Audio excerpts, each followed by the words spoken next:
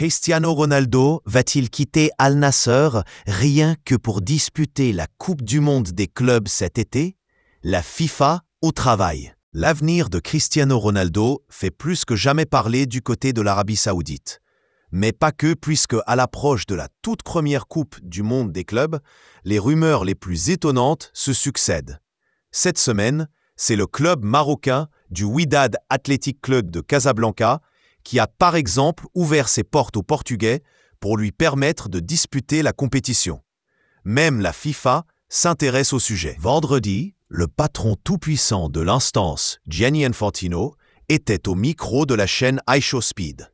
L'occasion pour le dirigeant de confirmer que plusieurs clubs étaient actuellement en discussion avec le quintuple Ballon d'Or pour tenter de l'attirer. Une option brésilienne a aussi été évoquée récemment et tout cela amuse visiblement Gianni Infantino. Ronaldo pourrait jouer pour une des équipes. Il y a des discussions avec certains clubs. Et l'ancien bras droit de Michel Platini à l'UEFA, qui avait grillé la politesse aux Français pour prendre la présidence de la FIFA, de poursuivre. Si un club regarde ça et est intéressé par le recrutement de Ronaldo, qui sait, il reste encore quelques semaines. Ce serait amusant.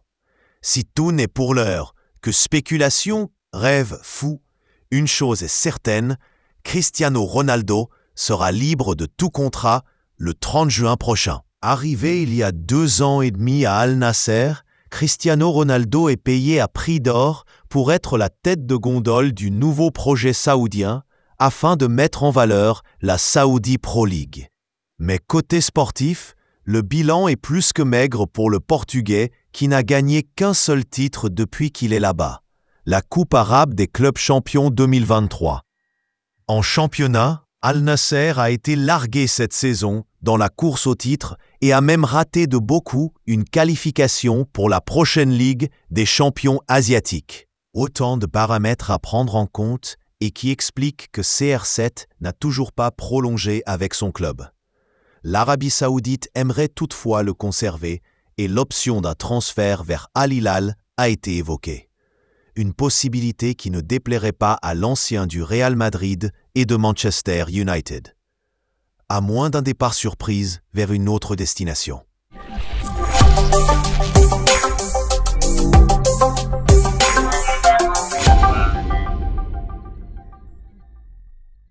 L'annonce de la convocation de Ryan Cherki en équipe de France a mis fin à un long suspense qui tenait en haleine les supporters algériens. Courtisé par l'Algérie, mais également éligible pour l'Italie, le jeune meneur de jeu de l'OL a finalement opté pour les Bleus. Un choix qui a fait réagir Amine Gouiri, qui s'est exprimé sur son propre choix aussi.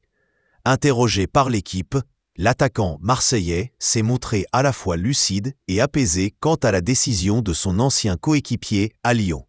C'est son choix. Il pouvait venir avec nous, mais c'est comme ça. Je le connais très bien, j'aurais été heureux de l'accueillir en sélection, mais on a des joueurs de qualité pour atteindre des objectifs élevés, a déclaré Gouiri. Longtemps considéré comme proche de Cherki, notamment pour leur passé commun au centre de formation de l'OL, Gouiri avait publiquement exprimé son souhait de le voir porter le maillot des Fennecs.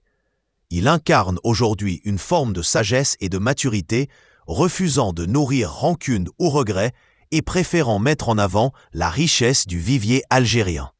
Il a également profité de l'occasion pour revenir sur sa propre trajectoire. Comment ça t'est passé pour moi? Je me souviens de ma première année à Nice. La fédération et Jamel Belmadi avaient contacté des gens de mon entourage. Pendant 2 ans, ils ont échangé, mais ils attendaient plus que ça vienne de mon côté, a-t-il expliqué, évoquant un processus de réflexion long et personnel. En filigrane, c'est un message de confiance que Gouiri envoie à l'ensemble du peuple algérien. L'Algérie n'attend personne. Elle avance, avec ceux qui choisissent de s'engager pleinement. Et même si la porte reste ouverte, l'équipe nationale continue de se construire, fidèle à ses convictions et à son identité.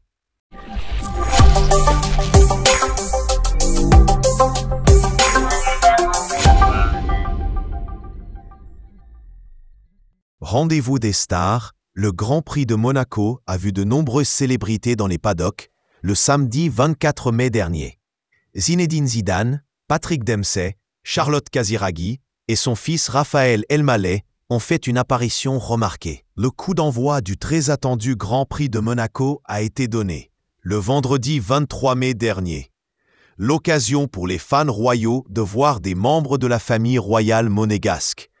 Ainsi, les enfants et les petits-enfants de la princesse Caroline de Monaco ont volontiers joué au jeu des photographes. C'était bien entendu le cas pour Raphaël Elmaleh, le fils de Charlotte Casiraghi et de Gad Elmaleh. Âgé de 11 ans, Raphaël Elmaleh a pris la pose aux côtés de mère, permettant aux fans de voir à quel point il a grandi. Après tout, les apparitions du fils de l'humoriste de 54 ans sont très rares. Sa dernière apparition remonte au 11 avril dernier. Le jeune garçon avait participé au Salon du Livre de Paris aux côtés de Charlotte Casiraghi. Sans surprise, Patrick Dempsey était également au rendez-vous. Grand habitué du Grand Prix de Monaco, l'acteur de 59 ans était présent dans les paddocks le 24 mai dernier. L'année dernière, celui qui a passé 11 saisons dans Grey's Anatomy et qui possède une écurie automobile était en roue libre en s'installant dans les sièges baquets de certaines voitures de ma compétition.